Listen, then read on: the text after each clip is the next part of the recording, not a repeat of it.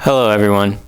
You might be wondering, are you really about to tell us how to make EDM when you look like you're in a studio that was made for some bogus hillbilly band at a bar? I mean, I feel like I'm in Texas with what's going on right now. And all I'm gonna say is, shut the frick up and let me do my thing. Also, I'm wearing jeans and flip-flops right now.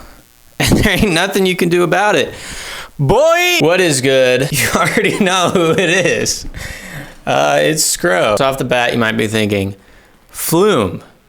Scro, this is 2021. Okay, FLUME has not officially put out anything since 2019 from his Hi, This is FLUME mixtape thing. It's 2021, 2 years later. Not that he's not relevant, because he is like kind of a pioneer of a lot of different types of melodic electronic music. A lot of people would argue that he kind of like started the future bass sort of vibe, even though when people think of future bass, it's like a lot different than the stuff he was putting out that was future bass.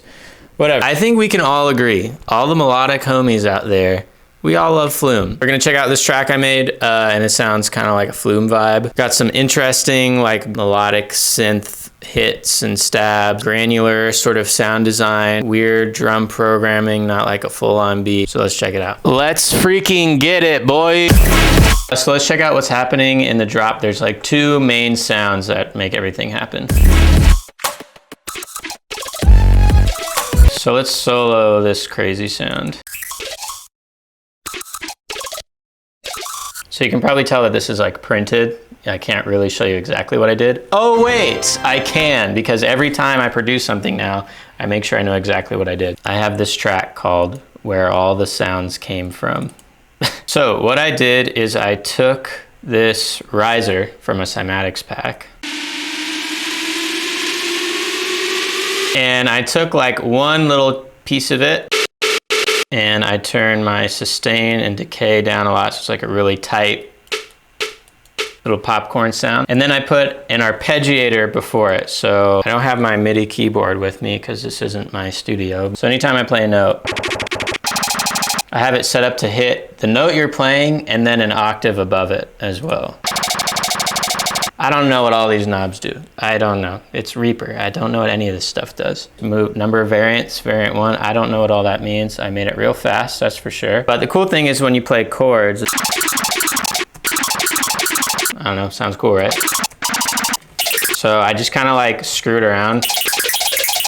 I got some really cool things. I mean, this sounds like a freaking FLUME song. So after I was done recording myself, I just like took the bits and pieces that I thought were the coolest sounding, and you can even see like here's all the little gaps in the clip are where I decided to take parts and pieces out, and then I just arranged them and put them together and came up with this.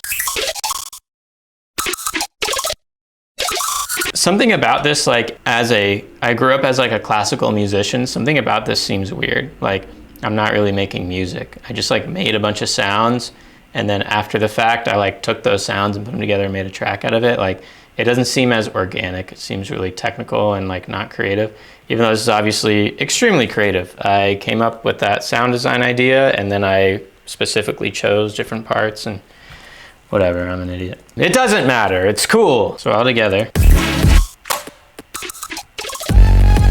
I also have these really big like chord thing, these chord, like these. And again, you can see this is just printed audio, but I saved the patch. Hopefully it's not Serum because I don't have Serum anymore.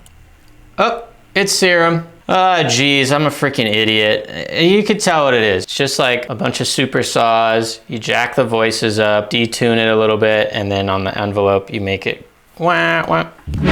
Now, the important part about this is that on the first chord, it opens up more, and the second chord, it opens up less. Wah, That gives it some more like dynamic and some more flow rather than ba, ba. I also have an 808 playing, which is, oh my God, I have so much on this 808. So it looks like there's a patch called Dragon in Anna, and let's hear it without all the post-processing on it. Sounds cool, I still like it, but I added a huge bump in the low end. Compressed it. I have some side chaining on it. That's what this compressor is. I got some OTT. You already know how I do it. 58% depth. Man, sauce in that bit. That sounds so good, honestly. We got the Faturator. This thing looks pretty hot. And then some more low end bump. And now it sounds sexy. Another thing I have happening is I just have noise. Nothing special. I just have noise hitting with the hits. Here it is with the white noise hitting on the impact. And here it is with no noise. With noise. It just adds like some, I don't know, some bigness to it. All right, let's look at some of the percussion going on here. This is something I came up with myself, boys. So when you hear this element solo, you can hear that there's actually like some tone to it. They're actually chords. I took a Cymatics one shot. That sounds so good. I love these freaking one shots that Cymatics came out with. They're beautiful. And let's check out the theory for this chord. Okay, this is your standard major 9 chord. So nothing going on there. Next chord, this is an F sharp, like minor 11, I guess you could call it. It's F sharp, D sharp, A, B, and C sharp all right next to each other. Give it a really nice dissonance. Let's hear just that dissonance. And then we add the bass and then the minor 7th. Next chord is just a B minor 7. And this is not stacked thirds. Stacked thirds just means you like stack the chord probably exactly how you learned it. So B, D, F sharp, A. That's like stacked thirds. But you can rearrange those, take the same chord and just move the octaves around and create like really nice chords but different voicings. These are called different voicings or sometimes even inversions. And notice when all these chords are playing that it's not like chord here and then the chord moves up and then it all moves around. Notice that it kind of all is contained between like one octave of notes. When you start messing around with like really dense chords with all these like 7ths and 9ths and you have these notes like bouncing around, it sounds a little bit more like disjunct and not as cohesive. Check this out. So in this instance between these two chords, there's like this big move, da, da, but we don't really want that big move. We want to hear the chords change, but when there's this like big move between the chords, it doesn't sound as nice as when you kind of keep it all within the same sort of register. It just sounds a little bit smoother. This is called voice leading, by the way. So I got all these chords. I have this transgate, and this is doing most of the work. CPU! What is going on with my CPU? Ah! Okay, so you can see this decay knob is like the main champ in this plugin. If I bring it all the way up, it's like really long, but I bring it back down, like super short, and it's just like the click of the beginning of the chord. So I let a little bit through,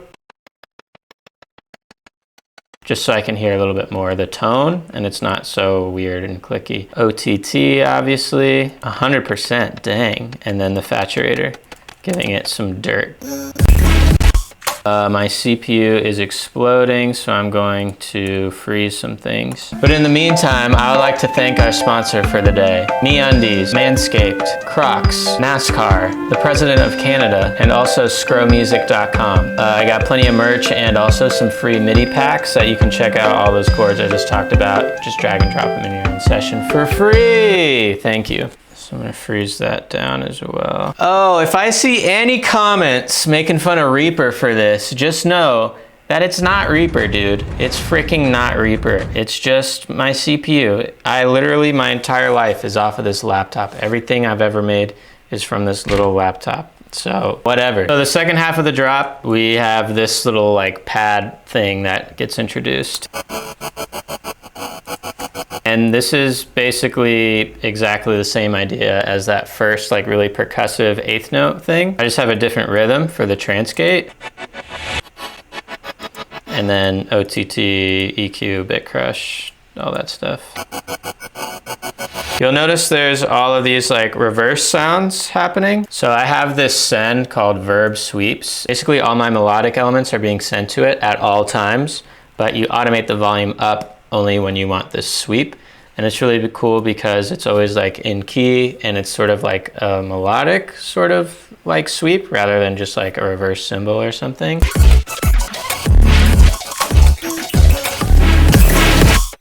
All right, you're gonna hear this little melody right here.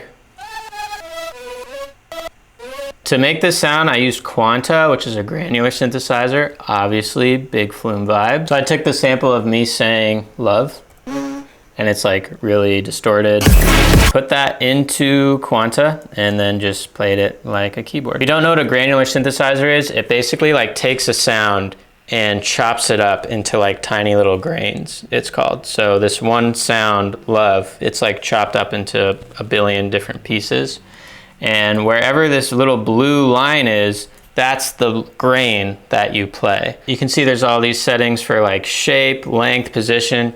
You'll notice that there's this like long oval looking thingy, and that's where it's like going between. So it's like moving back and forth in that little space. You can see that after the fact when I recorded it, I really like doing these like pitch bends on the beginning of everything. So I've printed it to audio, and then you can see there's these little pitch bends. It gives it like a lot more taste to me. If you take them out, this is what it sounds like. You know, it just sounds like a little bit more bland, and adding them in sounds freaking sicko mode, I don't know. So right after the drop, you can hear I did the same melody, but I just did each note last a whole half note. So you could like actually sing along with this, with the words of the original melody. Tell me, does it hurt to love? And then I did just some random like pitch modulation to it, just whatever I thought was cool. You can see all of my automation for that, and then a little bit of stagger here at the end, because I'm freaking tight. What the actual fuck is happening? Yo, I'm about to die. The AC just turned on. I'm fucking terrified. Jeez. I'm so freaking scared now. Alright, anyways. So I've been getting into... Come on, man, just get on my freaking shirt. I'm doing this weird thing where I'm not doing like a normal drum beat where it hits like on 2 and 4 or something like that. It's almost like a drum and bass beat, but it's only on beat 4. I don't know why I did that. All these tiny little like weird sounds, that's actually the beginning of my kick. Like that's my kick drum. So here's my kick. And then I just made it so short, so short. I made it literally so short. It is so short now. It could have been like probably any sound and it would have done that. I just wanted something really tight and sticky. I wanted some stick on that stink. I wanted that stick. I wanted to stick. I wanted it to stink. I wanted it to stink.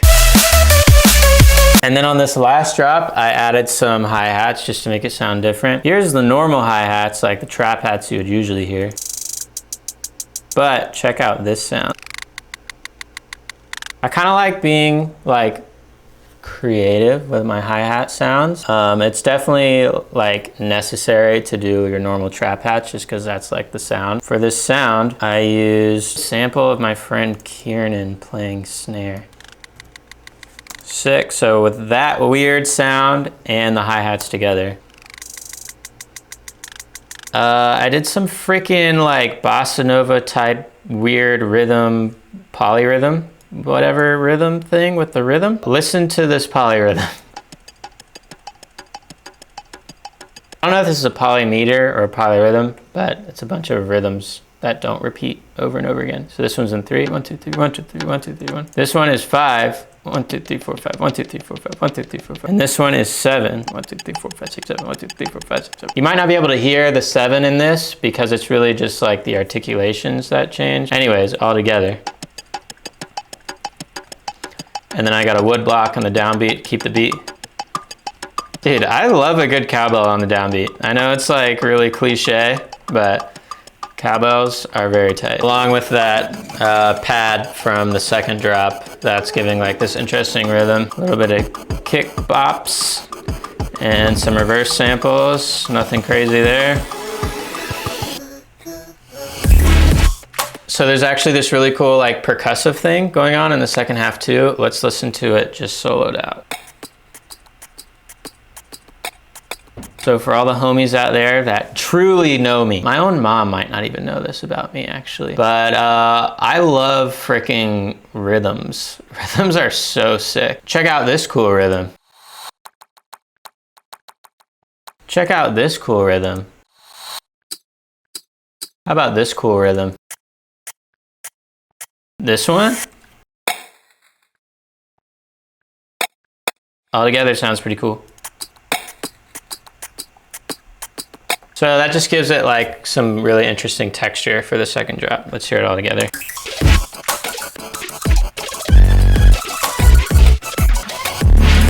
So I've been really getting into doing like actual just like sample chopping and more like dirty work of editing and like just making my own rhythms out of like a sample. You can see all these edits and chops. I just like made like a cool, interesting rhythm out of it.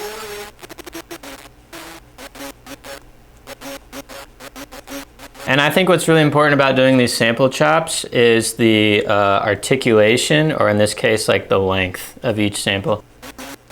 Da, da, da, rather than da da da da. It's how like a musician would actually play something. Or like a guitarist, like you want to still be musical with all this stuff, even if it's just like clicking around and I don't know, being a freaking idiot. All right, dudes, it's time to listen to the whole freaking thing. Here we go. Thank you. Should I do some weird edit with the video so it makes it look like my freaking DAW is like in a rave and there's like all these flashing lights and it's like moving around and being crazy? I feel like it's always silly doing that, but it looks cool, right? It's something visually interesting to look at. Okay, so here's my DAW going freaking nuts.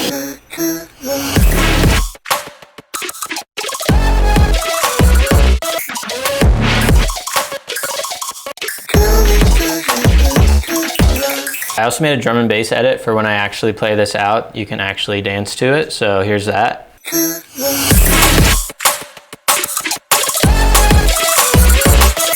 Doesn't that just feel so much better? Why didn't I just put out a drum and bass track? Anyways, thanks for checking this out. I literally got the name of this tattooed on me, so that's cool. And the music video of this song is literally just me getting the tattoo, being in pain for my most painful tattoo I've ever gotten. It was a stick and poke. I hated it. I'm never getting it again. It was awful. Be sure to check out some of my other production videos if you're into melodic EDM and melodic trap, future bass type of stuff, I guess. I don't really know what to classify basically anything anymore. That's it. Thank you. Have a good day.